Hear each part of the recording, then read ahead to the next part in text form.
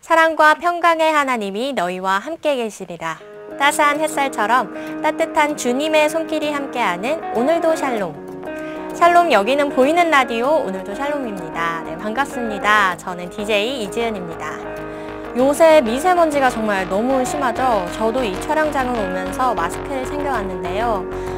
문득 이렇게 미세먼지도 정말 안 좋고 공기가 안 좋다 보니까 그동안 깨끗한 공기를 마시는 것도 정말 하나님께서 주신 거구나, 참 감사한 일이구나 라는 생각이 들었습니다. 정말 이렇게 감사는 마음의 변화에서 오는 것 같습니다. 감사한 마음만 있으면 사실 하나님께서 주신 감사거리가 정말 너무나도 많잖아요. 오늘도 샬롬을 시청하고 계시는 성도님들도 늘 있던 일상 중에 문득 감사하다고 느끼신 적이 있으신가요? 오늘 사연은 그런 하나님을 향한 마음의 변화에 대한 간증입니다.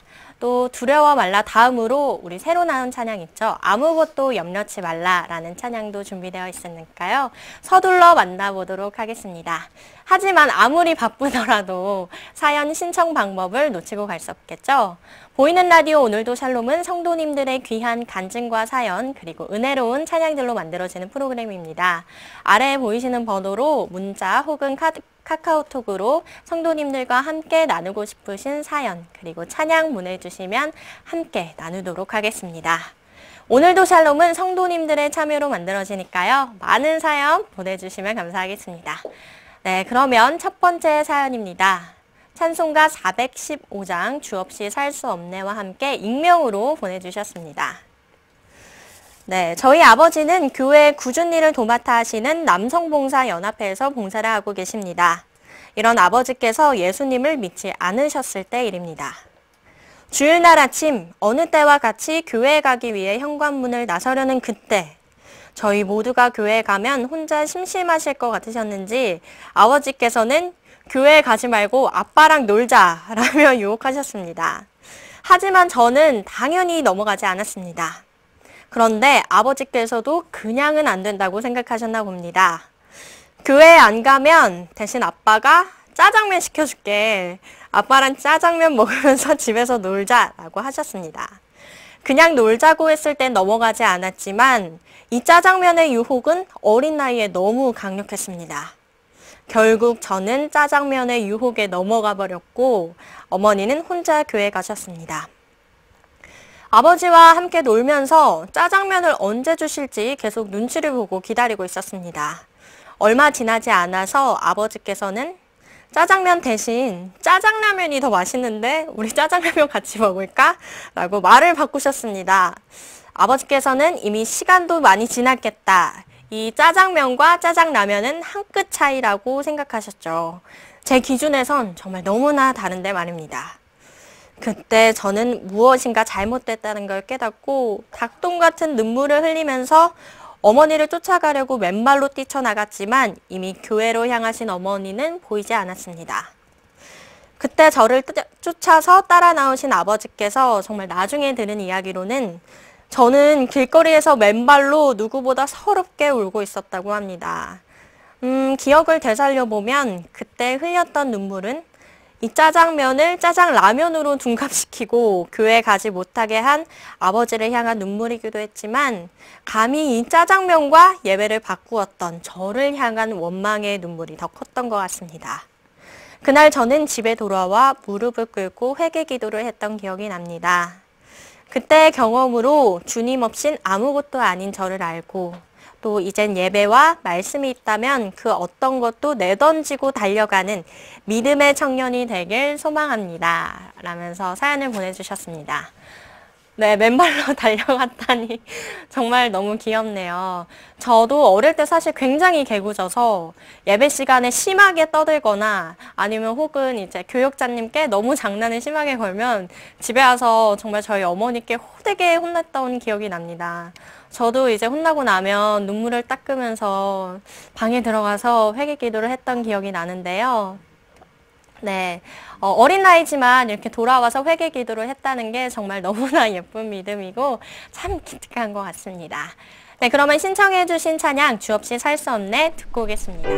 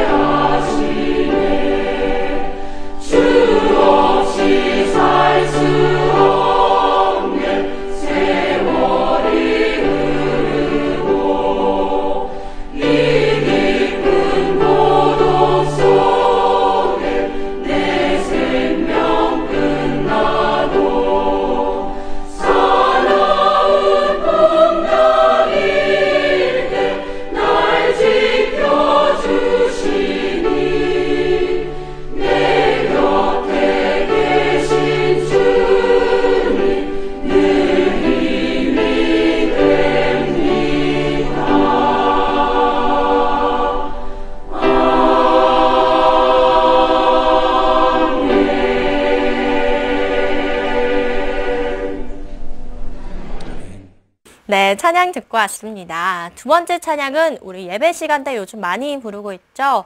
아무것도 염려치 말라라는 찬양과 함께 보내주셨습니다. 네, 할렐루야. 저는 최근 아무것도 염려치 말고라는 찬양을 즐겨 부르고 있습니다. 말씀도 외우고 하나님께 찬양으로 영광 돌리기까지 하니 너무 좋더라고요. 이 찬양을 흥얼거리면서 듣다 보니 찬양이 마치 저의 이야기를 쓴 것 같아서 이렇게 성도님들과 나눠보려고 사연을 보냅니다.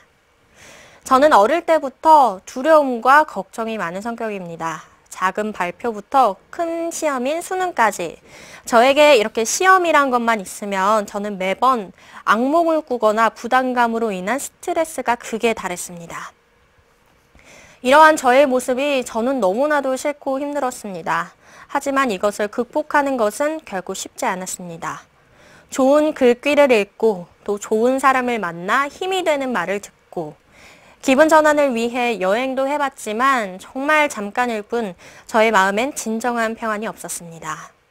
이러한 부담감과 스트레스에 정말 매일 울면서 밤을 지새운 적도 허다했습니다. 대체 나는 왜 이렇게 나약한 걸까?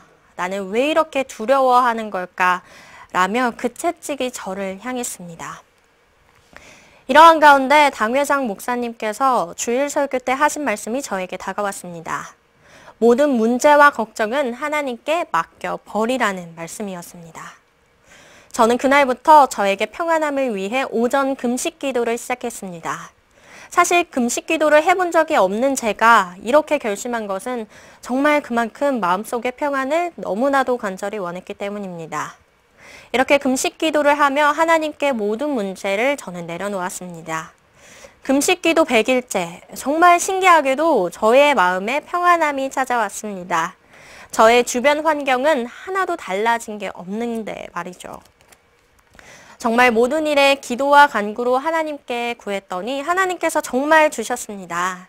이렇게 기도로 얻게 된 평안함을 누리면서 어쩌면 내가 구하지 않았기 때문이 아닐까라는 생각이 들었습니다.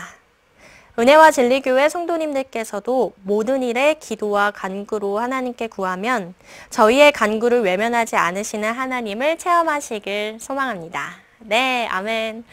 네, 이 간증을 보내주시면서 저는 좋은 곳에 합격한 것도 아니고 정말 병을 치유받은 간증도 아닌데 괜찮을까요? 라면서 보내주셨습니다. 하지만 하나님께서 정말 제일 중요한 마음을 치유해 주신 것이 아닐까라는 생각이 듭니다. 네, 제일 어려운 것이 사실 이 마음에 대한 것 같아요. 다른 모든 것이 있다 한들 마음에 하나님께서 주신 평안함이 없으면 과연 행복할 수 있을까라는 생각이 듭니다. 네, 용기를 내서 사연 보내주셔서 정말 감사합니다. 간증을 읽으면서 정말 얼마나 평안함을 소망하셨는지 느껴져서 참 뭉클 했는데요. 네, 그러면 보내주신 사연과 함께 아무것도 염려치 말라 듣고 오겠습니다.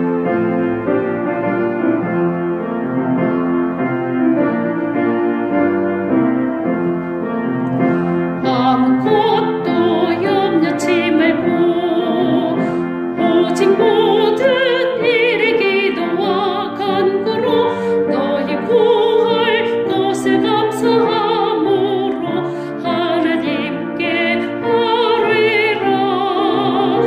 아무것도 염려치 말고 오직 모든 일에 기도와 간구로 너희 구할 것을 감사함으로 하나님께 아뢰라. 그리하면 모든 지각에 뛰어난 하나님의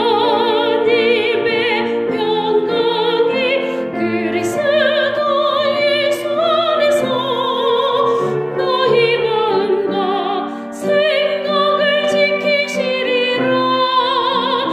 아무것도 염려치 말고 오직 모든 일에 기도와 간구로 너희 구할 것을 감사함으로 하나님께 아뢰라. 네, 아무것도 염려치 말라 마지막 찬양도 듣고 왔습니다. 네, 마칠 시간이 다 됐네요. 오늘 방송을 보시고 느끼신 소감, 또 이것만큼은 오늘도 샬롬 성도님들과 함께 나누고 싶다 하신 말씀 보내주시면 되겠습니다. 우리 모두 함께 만들어가는 성도님들의 참여 프로그램이니까요. 많이 사연 보내주시면 감사하겠습니다. 네, 그럼 보이는 라디오 오늘도 샬롬, 그럼 저는 이만 물러가겠습니다. 저는 지금까지 DJ 이지연 자매였습니다. 사랑과 평강의 하나님이 너희와 함께 계시리라. 따스한 햇살처럼 따뜻한 주님의 손길이 함께하는 오늘도 샬롬.